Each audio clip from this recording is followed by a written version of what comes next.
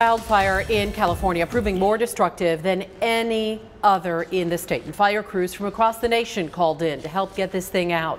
The destruction is widespread and it is heartbreaking to see. Tonight, ABC 15's Nick Saletti joins us live from Simi Valley, California. And Nick, you're seeing all of this firsthand.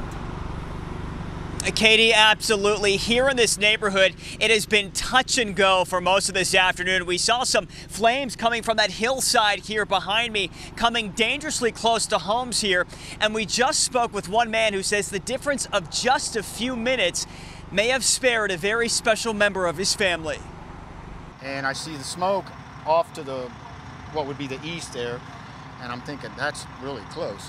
But Jerry Gilbert had no idea just how close it really was. I'm in shock. I mean, it's the first time I've gone through something like this, and to see the flames as large as they were and as close as they were, it's pretty scary. Jerry tells us at one point the flames were less than 100 feet away from his back door here in Simi Valley. And then I came around the corner, spraying the roof, trying to keep everything wet, and I could feel the heat from that fire.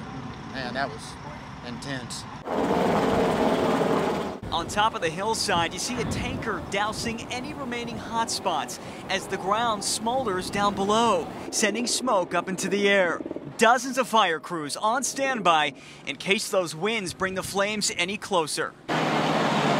Tonight, Jerry says grateful can't even begin to describe what he's feeling. He's thankful for a lot of things. For the fire crews, for having a doctor's appointment today, and because of that, he was here when those flames started and says a very important member of his family was spared. Your dog would have been here alone. That's right. During all of this. How does that make you feel? Blessed, but scared, knowing that anything at any time could go wrong, could happen. Bad things happen to good people, and I just thank the Lord above that I was able to do this.